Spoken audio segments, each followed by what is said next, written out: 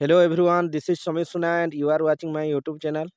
Now we'll discuss one of the most important topic, liberal democracy jaha ko ame kahi pariba udarbadi ganatantra.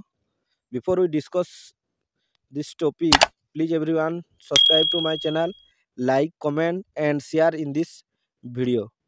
तो वर्तमान आमे आज उदारवादी गणतंत्र बा लिबराल डेमोक्रेसी क्या कहुए से विषय रे आमे आलोचना करिबा। विभिन्न राजनैतिक विचारधारा मध्य उदारवादी गणतंत्र अन्यतम अटे। निहाती भाव में कहीपर अनेक विचारधारा अच्छी किंतु ता मध्य लिबराल डेमोक्रेसी बा उदारवादी गणतंत्र माने भेरी डिफरेंट। ओके, यही यह मध्य सरकार एक स्वरूप जहाँ उत्कृष्ट बा शास्त्रीय उदारवाद क्लासिकल लिबरालिज्म रो नीति उपरे आधारित। यह मध्य गोटे सरकार स्वरूप एवं उदारवादी सरकार नीति उपरे आधारित। साधारणतः यही शासन व्यवस्था लिखित बा अलिखित होइथिबा एक संविधान अधीन रे कार्य करे। निहाती भाव में कहीपर यही लिबराल डेमोक्रेसी कौन एक लिखित बा अलिखित संविधान अधीन रे सैटा कार्य करि थाए। समयबद्ध एवं मुक्त निर्वाचन तथा सार्वजनीन साबालक भोट प्रथा माध्यम राजनीतिक दल माने शासन क्षमतार भागीदार होती। निहाती भाव में प्रॉपर इलेक्शन द्वारा से माने कौन यही उदारवादी नीति माध्यम से शासन क्षमतार भागीदार होती। एथिरे आईन शासन क्षमतार पृथीकरण, मुक्त समाज, मुक्त अर्थनीति, सेवाकारी संपत्तिर प्राधान्य, एक स्वाधीन और निरपेक्ष न्यायालय, एक छत्रवाद तले नागरिक माने स्वतंत्रता अधिकार और राजनैतिक स्वाधीनता लाभ करते। निहाती भाव में आम जदि देखा एथिरे कौन आईन शासन रही थाए। क्षमतार पृथीकरण सेपारेशन ऑफ द गवर्नमेंट जेनटा को कहीपर रूल्स रेगुलेशन। ओके, मुक्त समाज माने फ्री जोड़ा सोसाइटी आम कहीपर फ्रीडम सोसाइटी कहीपर बा फ्री सोसाइटी कहीपर। मुक्त अर्थनीति, बेसरकारी संपत्तिर प्राधान्य थाए। निहाती भाव में एक स्वाधीन और निरपेक्ष न्यायालय मध्य रही थाए। एक छत्र तले नागरिक माने स्वतंत्रता निहाती भाव में लिबर्टी राइट्स एवं राजनैतिक स्वाधीनता मध्य नागरिक माने एथिरे लाभ करिथांती। यही शासन व्यवस्था विभिन्न संवैधानिक स्वरूप धारण करिपारे यथा संवैधानिक राजतंत्र, प्रजातांत्रिक गणतंत्र, संसदीय गणतंत्र, राष्ट्रीय गणतंत्र अथवा फ्रांस, पोलैंड और रोमानिया रे प्रचलित अर्ध राष्ट्रपतीय गणतंत्र मध्य कहा जाए।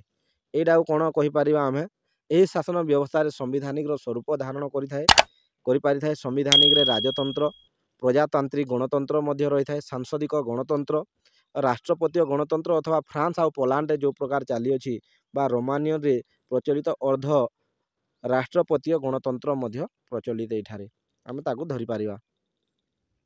गणतंत्र जीवन धारणर मार्ग होइथिबारु ताहा बहुमुखी और परिवर्तनशील हेबाकू बाध्य। निहाती भाव में लोक माने गणतंत्र सरकार को अधिक भाव में भल पाई थांती। गणतंत्र को उदारवादी दृष्टिकोण बहुल भाव विचार करा जाय अछि। निहाती भाव में कहीपर कौन गणतंत्र को उदारवादी दृष्टिकोण बहुल भाव में अनेक भाव में विचार करा जायछि।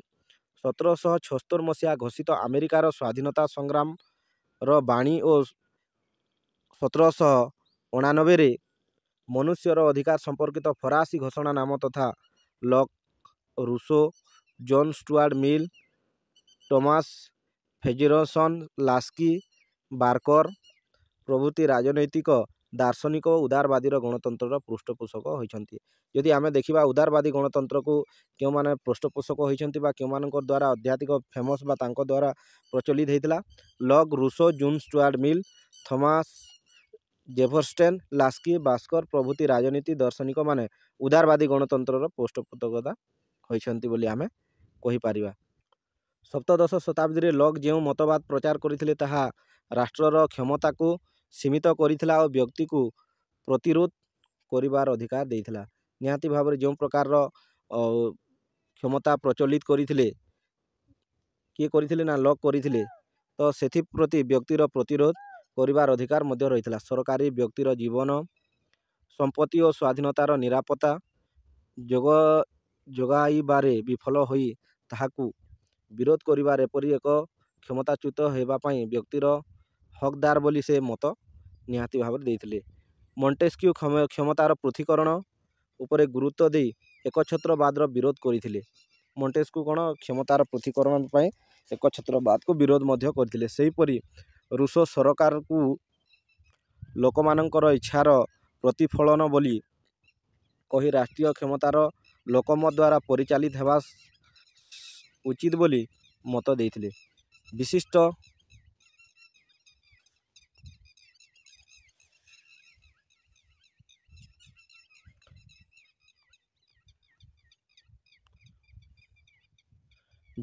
ଉପଯୋଗିତାବାଦୀ ଜେରେମି ବେନ୍ଥମ୍ ରାଷ୍ଟ୍ରକୁ ଏକ ବହୁଜନ ହିତ ପାଇଁ ଉଦ୍ଦିଷ୍ଟ ଏକ ଅନୁଷ୍ଠାନ ଭାବେ ପ୍ରତିପାଦିତ କରିଥିଲେ। ଏହାଦ୍ୱାରା ବ୍ୟକ୍ତିକୁ ରାଷ୍ଟ୍ର ଶାସନରେ ଅଂଶୀଦାର ହେବା ପାଇଁ ସେ ପଥ ଉନ୍ମୁକ୍ତ ମଧ୍ୟ କରିଥିଲେ।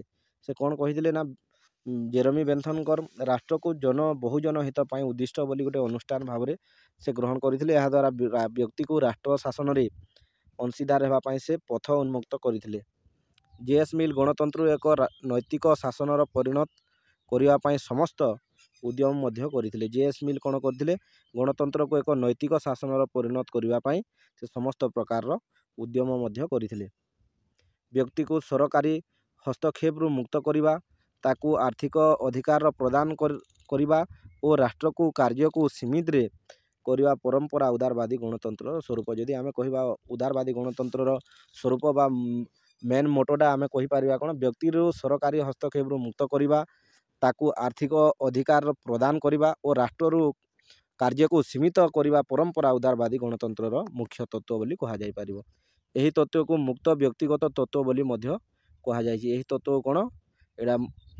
ଏହି ତତ୍ତ୍ୱକୁ ମୁକ୍ତ ବ୍ୟକ୍ତିଗତ ତତ୍ତ୍ୱ ମଧ୍ୟ କୁହାଯାଇଅଛି। ମାର୍କ ଫର୍ସନ୍ଙ୍କର ମତରେ ଗଣତନ୍ତ୍ର ଉନ୍ନତିକାମୀ ତତ୍ତ୍ୱ ସେ କହିଛନ୍ତି। ଡେଭଲପମେଣ୍ଟ ଥିଓରି ଅଫ୍ ଡେମୋକ୍ରେସିର ପ୍ରବର୍ତ୍ତକ ମିଲ୍। ଯଦି ଆମେ କହିବା ଡେଭଲପମେଣ୍ଟ ଥିଓରି ଅଫ୍ ଡେମୋକ୍ରେସି ଯାହା କୁହାଯାଉଛି ତାଙ୍କର ପ୍ରବର୍ତ୍ତକ ହେଉଛନ୍ତି ଜେ.ଏସ୍. ମିଲ୍ ଆମେ କହିପାରିବା। ଉଦାରବାଦୀ ଗଣତନ୍ତ୍ରର କିଛି ବୈଶିଷ୍ଟ୍ୟ ଅଛି। କ୍ୟାରେକ୍ଟର ବ୍ୟକ୍ତି ଗଣତନ୍ତ୍ରର କେନ୍ଦ୍ରବିନ୍ଦୁ। ନିହାତି ଭାବରେ କ'ଣ? ବ୍ୟକ୍ତି ଏଠାରେ ଗଣତନ୍ତ୍ରର ସମ୍ପୂର୍ଣ୍ଣ ଭାବରେ କେନ୍ଦ୍ରବିନ୍ଦୁ ବା ସେଣ୍ଟର ପଏଣ୍ଟ ଯାହାକୁ କହିପାରିବା। ବ୍ୟକ୍ତିର ଇଚ୍ଛା, ରାଜନୈତିକ ସମାନତା, ବ୍ୟକ୍ତିର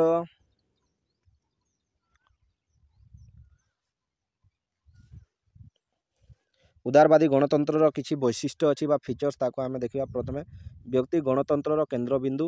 ଯଦି ଆମେ କହିବା କ'ଣ? ବ୍ୟକ୍ତି ହେଉଛି ସର୍ବୋଚ୍ଚ ଏବଂ ଗଣତନ୍ତ୍ରର ସେ ହେଉଛି ପ୍ରଥମ କେନ୍ଦ୍ରବିନ୍ଦୁ ତାକୁ କହିପାରିବା।